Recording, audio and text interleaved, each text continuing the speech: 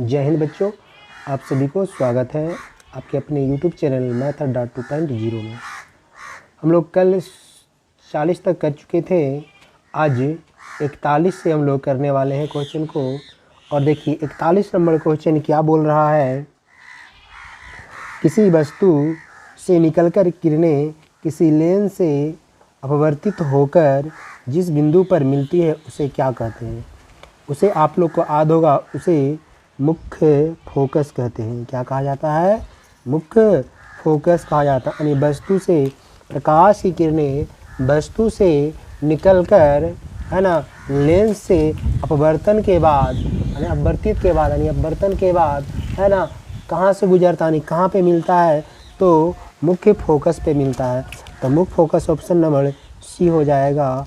Option number आपका सी हो जाएगा। चलिए नेक्स्ट क्वेश्चन है क्वेश्चन नंबर 42। क्वेश्चन नंबर 42 है, उत्तल दर्पण द्वारा बना प्रतिबिंब होता है।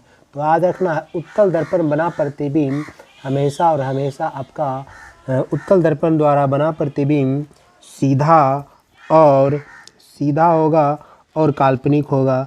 सीधा होगा, काल्पनिक होगा, वस्तु से छोटा होगा। सीधा होगा, काल्पनिक होगा, वस्तु से छोटा होगा। तो आपका ऑप्शन नंबर डी जो बुझा रहा है, सीधा एवं छोटा, सीधा एवं छोटा। चलिए नेक्स्ट क्वेश्चन है आपका 43। Question number 43। चलिए आपका आंसर दीजिए। तो 43 नंबर है, बड़े द्वारक के अवतल दर्पण के मुख्य फोकस पर एक बिंब स्थित है जिसका एक प्रतिबिंब अनंत पर बनता है। तो गोलीय विपथन के कारण अन्य प्रतिबिंब बनेगा। काल्पनिक तथा दर्पण से पीछे। काल्पनिक तथा दर्पण से क्या बनेगा? पीछे बनेगा। काल्पनिक तथा दर्पण से क्या बनेगा? पीछे बनेगा। नेक्स्ट क्वेश्चन है, दर्पण में गोलीय दर्पण में फोकसांतर एवं वक्रता त्रिज्या के बीच संबंध क्या है? तो याद रखना है, त्रिज्या और फोकस दूरी के बीच में क्या रिलेशन है। याद रखना, त्रिज्या जो होता है फोकस दूरी का दुगना। त्रिज्या आपका हो जाएगा फोकस दूरी का दुगना। ऑप्शन नंबर आर बराबर 2f। Next question number 45। किसी दर्पण से वस्तु का बड़ा प्रतिबिंब बनता है। किसी दर्पण से वस्तु से बड़ा प्रतिबिंब बनता है। बोलता है किस दर्पण से वस्तु से बड़ा प्रतिबिंब बनता है। तो आपका ये हो जाएगा अवतल हो जाएगा। क्या हो जाएगा? अवतल हो जाएगा। आपका ये अवतल हो जाएगा। Option number B. Option number B.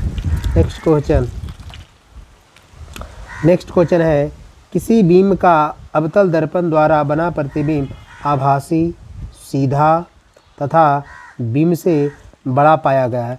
तो वस्तु की स्थिति कहाँ होनी चाहिए? तो इस स्थिति में काल्पनिक अगर बोल दिया है, प्रतिबिंब बोला है आभासी यानी काल्पनिक, तो वस्तु को हम लोग ध्रुव तथा फोकस के बीच रखना है।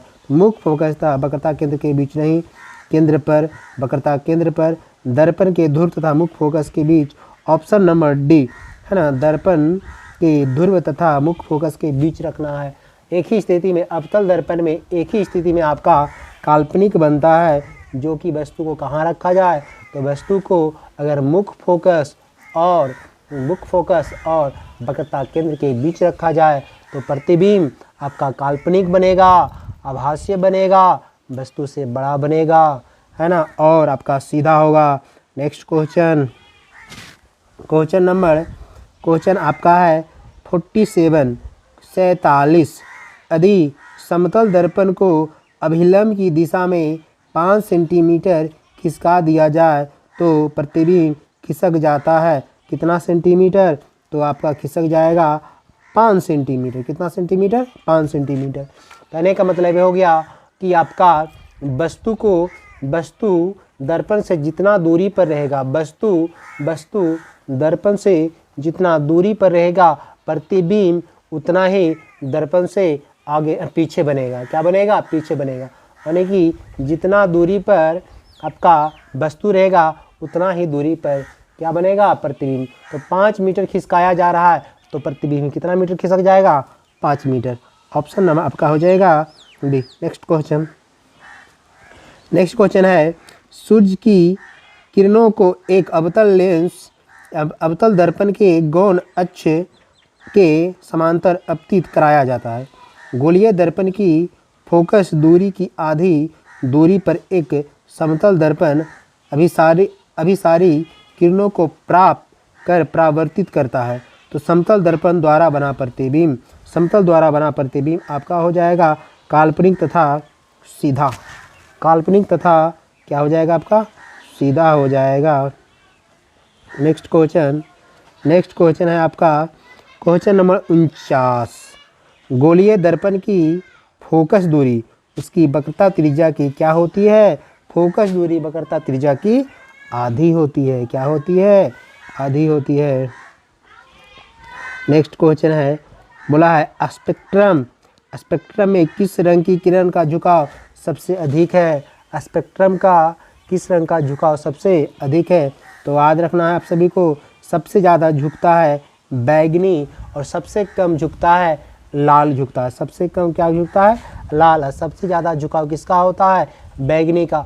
अगर विचलन बोलेगा सबसे ज़्यादा विचलन किसका होता है? तो सबसे ज़्यादा विचलन बैगनी का होता है और सबसे कम विचलन किसका होता है? तो लाल रंग का होता है। पूछेगा तरंग दैर्घ्य किसका सबसे ज़्यादा होता है? तो सबसे ज़्यादा तरंग दैर्घ्य होता है लाल का और सबसे कम तरंग दैर्घ्य बैगनी का होता है। आपके हिसाब से सबसे झुकाव ज़्यादा किसमें? तो बैगनी होगा। चलिए ऑप्शन नंबर डी। अगला क्वेश्चन, तेलीय कागज होता है। ध्यान देना, तेल लगा हुआ कागज क्या कहलाता है? तो पारभासी। पारभासी उसको कहा जाता है, पारभासी उस पदार्थ को कहा जाता है जिससे प्रकाश कुछ मात्रा में आर पार होता है और कुछ मात्रा में आर पार नहीं होता है। उस वस्तु को हम लोग कहते हैं पारभासी। जैसे में घिसा हुआ कांच, तेल लगा हुआ कागज, आपका ब्लड है ना, धुआं, आपका कुहा, ये सब आपका क्या है? पारभासी का उदाहरण है। नेक्स्ट क्वेश्चन, ऑप्शन नंबर कितना हो जाएगा? ऑप्शन नंबर सी हो जाएगा। Option number C. Next question बोला है, किसी दर्पण से आप चाहे कितनी ही दूरी पर खड़े हो आपका प्रतिबिंब सदैव सीधा प्रतीत होता है। संभव दर्पण क्या होगा? या तो समतल या तो उत्तल होगा, या तो समतल या तो क्या होगा? उत्तल होगा। ऑप्शन नंबर आपका option number D. Option number क्या हो जाएगा? डी हो जाएगा। ऑप्शन नंबर आपका डी हो जाएगा। नेक्स्ट क्वेश्चन, किस दर्पण से हमेशा वस्तु से छोटा प्रतिबिंब प्राप्त होता है? तो याद रखना है ना, उत्तल दर्पण में हमेशा वस्तु से छोटा प्रतिबिंब प्राप्त होता है। उत्तल दर्पण में हमेशा छोटा प्राप्त होता है। Option number B. Option number आपका क्या हो जाएगा? बी हो जाएगा। नेक्स्ट क्वेश्चन 53 के बाद 54 है, -54 बोला -4D क्षमता वाले अवतल लेंस की फोकस दूरी होगी। तो F बराबर होता है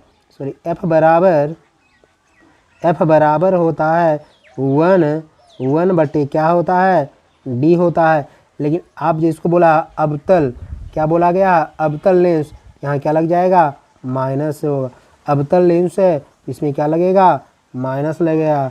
अब F बराबर 1 बटा है ना, D का मान दिया है, पहले से माइनस था, अब रखेंगे 4 माइनस, तो माइनस क्या हो जाएगा? प्लस हो जाएगा। 1 बटा 4, इसको सेंटीमीटर बदलना है तो कितना से गुना? 100 से गुना, और इसको काटेंगे तो कितना हो जाएगा? 25 × 100, मतलब भाई आपका 25 सेंटीमीटर। यहाँ पर कितना हो जाएगा? 25 सेंटीमीटर। ऑप्शन नंबर हो जाएगा बी। नेक्स्ट क्वेश्चन, निर्गत किरण एवं अभिलंब के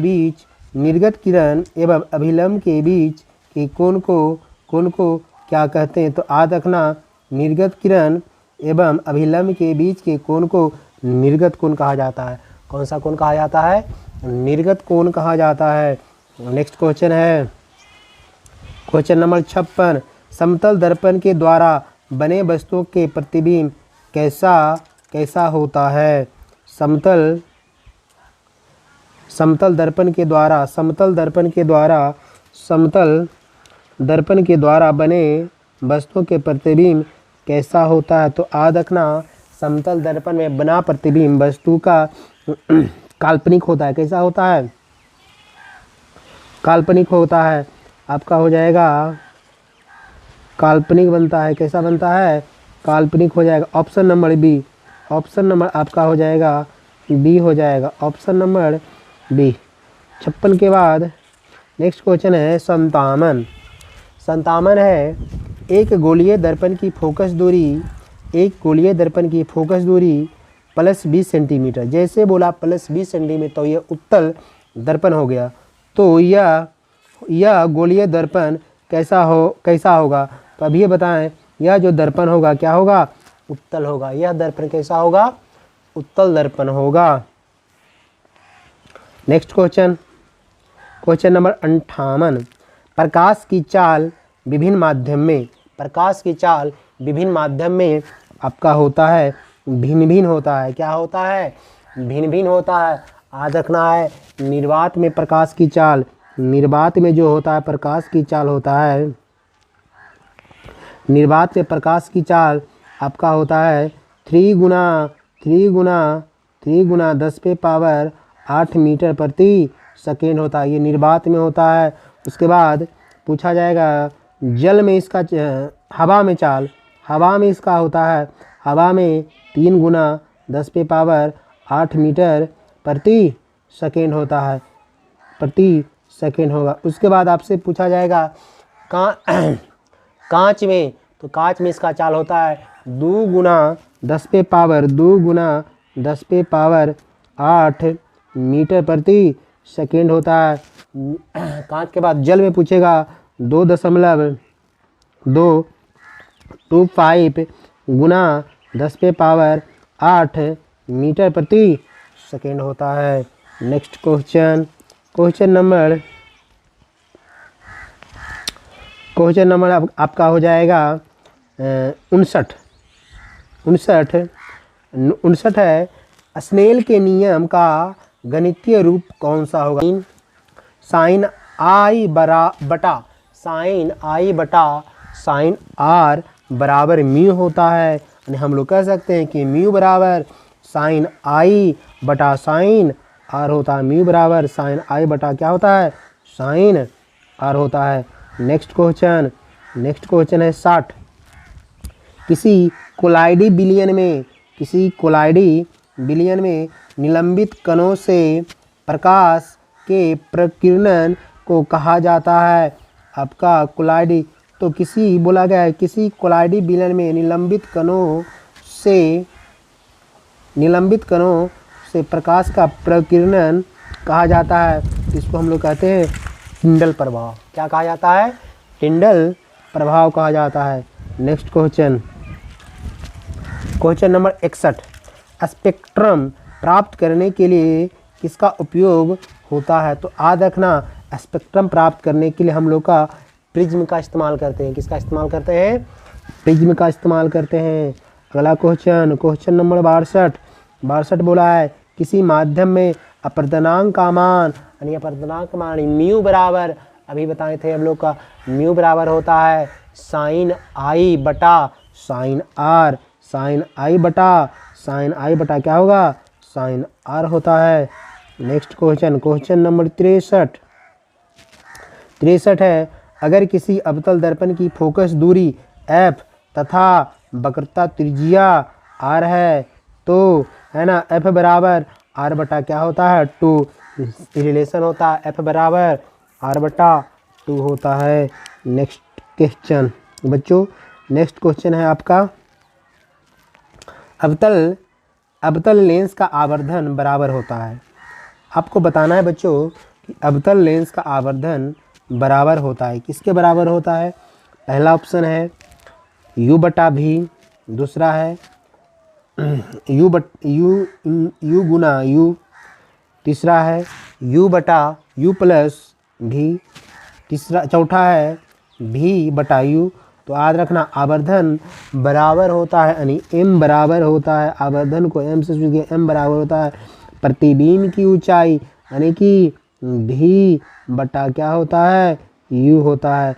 m बराबर v बटा u, option number D. Next question बच्चों, आप सबको अब बताना है कि अवतल दर्पण से परावर्तन के बाद किरण किस बिंदु से गुजरती है। तो आप सभी को मालूम होगा कि अवतल दर्पण से परावर्तन के बाद मुख्य फोकस से होकर यानी एफ से गुजरती है। कहाँ से गुजरती है? एफ से गुजरती है यानी मुख्य फोकस से गुजरती है। नेक्स्ट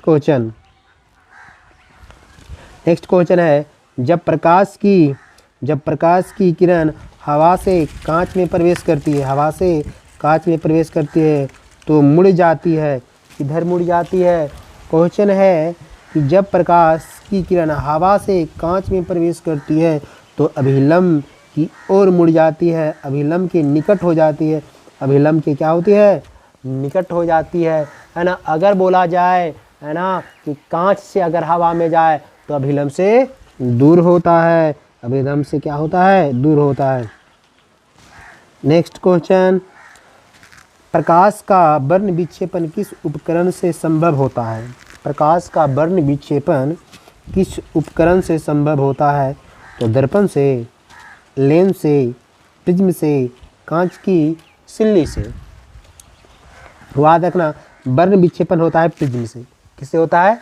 प्रिज्म से होता है, प्रिज्म से होता है।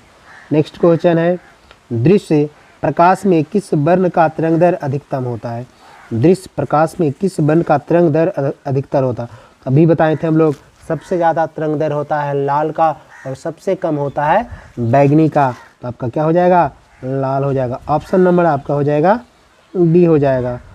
क्वेश्चन है 69, साइड मिरर के रूप में प्रयुक्त होता है। साइड मिरर में किस दर्पण का प्रयुक्त होता है? तो साइड मिरर में आपका गाड़ी के साइड मिरर में उत्तल दर्पण का, किस दर्पण का? तो उत्तल दर्पण का उपयोग होता है। आपसे पूछा जाएगा बताइए कि गाड़ी के हेडलाइट में किस दर्पण का उपयोग होता? तो गाड़ी के हेडलाइट में अवतल दर्पण का उपयोग होता। दाढ़ी बनाने में किस दर्पण का प्रयोग होता है? तो दाढ़ी बनाने में समतल दर्पण का प्रयोग होता है। आपसे पूछा जाएगा बताइए कि डॉक्टर नाक, कान, आँख आदि को देखने में किस दर्पण का प्रयोग होता है? तो आपका अवतल दर्पण का प्रयोग होता है।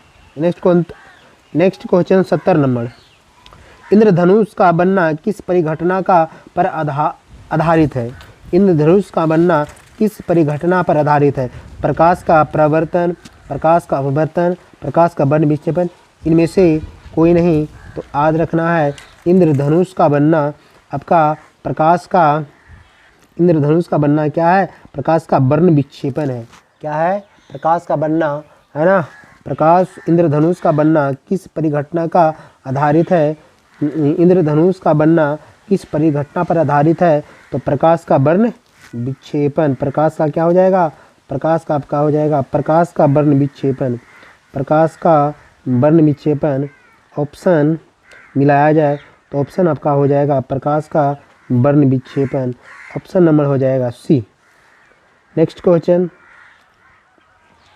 71, किसी उत्तल लेंस का फोकसांतर 50 सेमी है, उसकी क्षमता क्या होगी?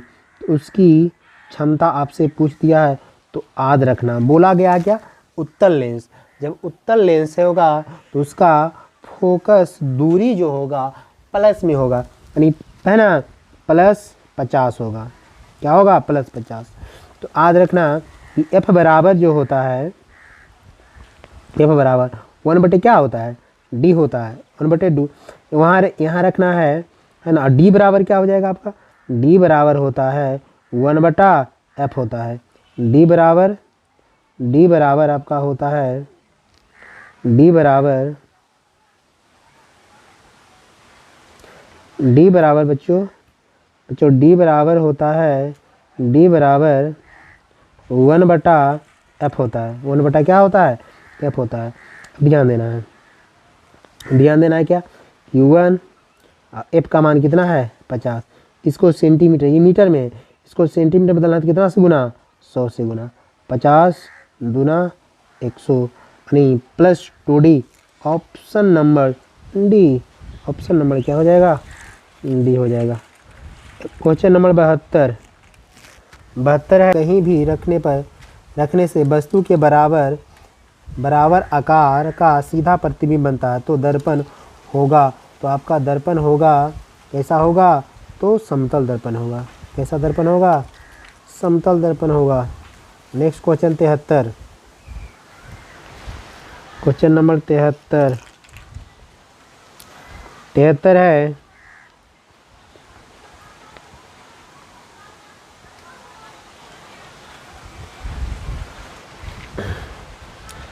क्वेश्चन नंबर 73 बच्चों, निम्न में कौन सा पदार्थ लेंस के लिए प्रयुक्त नहीं किया जा सकता है। तो याद रखना है कि किसका नहीं किया हो जाता है, तो जल का होता है, कांच का होता है, पीतल का होता है ना, इनमें से कोई नहीं। ऑप्शन नंबर क्या होगा, इनमें से कोई नहीं, है ना।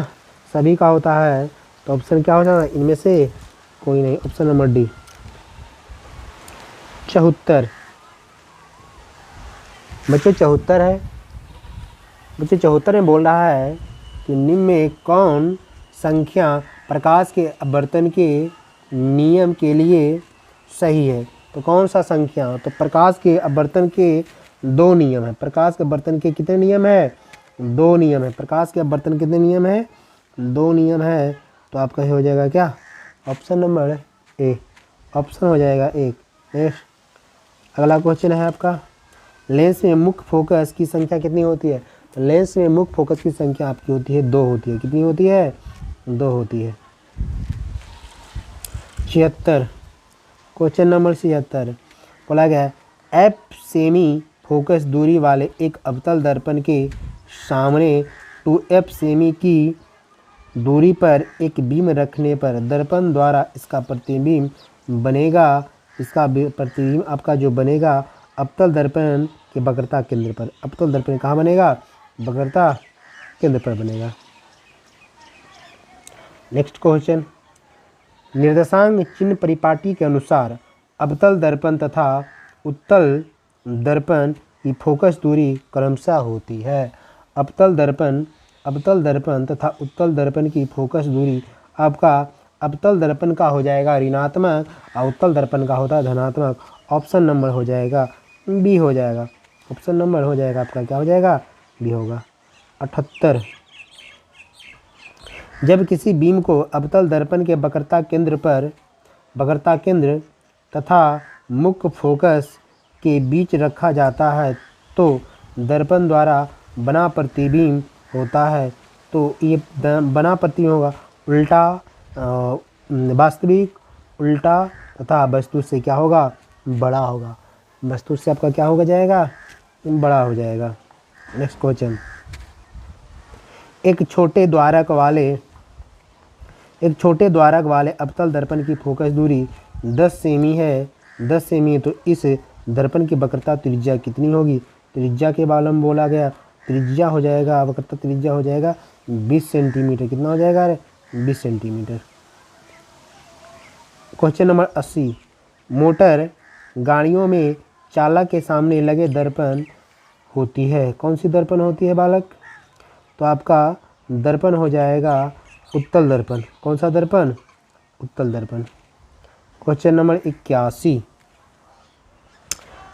है, उत्तल दर्पण द्वारा बना बीम का प्रतिबिंब होता है। तो उत्तल दर्पण में बना प्रतिबिंब आपका होता है काल्पनिक होता है आपका काल्पनिक हो जाएगा, वस्तु से छोटा बनेगा और आपका सीधा बनेगा। काल्पनिक है ना, बीम की अपेक्षा सीधा, काल्पनिक बीम की अपेक्षा क्या बनेगा, सीधा बनेगा। बीम की अपेक्षा सीधा बनेगा, काल्पनिक बीम की अपेक्षा आपका क्या बनेगा, सीधा बनेगा। Option number C. Option number आपका क्या हो जाएगा? सी। अगला क्वेश्चन है बच्चों 82। जब किसी समतल दर्पण पर अभिसारी प्रकाश किरण पुंज अपतित होता है तो परावर्तन के बाद दर्पण द्वारा बना प्रतिबिंब होगा। दर्पण द्वारा बना प्रतिबिंब कैसा होता है? तो याद रखना है, जब किसी समतल दर्पण अभिसारी प्रकाश किरणें पुंज अपतित होता है तो परावर्तन के बाद दर्पण द्वारा बना प्रतिबिंब होता है। तो काल्पनिक बने, जब भी समतल दर्पण की बात बोला जाए तो क्या होगा? काल्पनिक होगा। काल्पनिक बन गया तो आपका क्या होगा? सीधा बनेगा और प्रतिबिंब होगा वस्तु के बराबर। तो ऑप्शन है काल्पनिक तथा दर्पण के आगे वास्तविक तथा दर्पण के आगे उल्टा तथा काल्पनिक तथा दर्पण के आगे। ये ऑप्शन नंबर क्या हो जाएगा आपका? काल्पनिक है। तो ऑप्शन नंबर क्या हो जाएगा? बी। जबकि समतल दर्पण पर अभिसारी प्रकाश किरणें पुंज। ठीक है, नेक्स्ट क्वेश्चन। उत्तल लेंस होता है। उत्तल लेंस क्या होता है? उत्तल लेंस होता है सभी जगह समान मोटाई, बीच की अपेक्षा किनारों पर मोटा, किनारों की अपेक्षा बीच में मोटा, किनारों की अपेक्षा बीच में क्या होता है? मोटा होता है। निम्नलिखित में से किसी वस्तु का वास्तविक प्रतिबिंब कौन बना सकता है? तो कांच की पट्टी वास्तविक बोला है, उत्तल लेंस, अवतल लेंस, इनमें से कोई नहीं। तो आपका हो जाएगा उत्तल लेंस हो जाएगा। क्या हो जाएगा?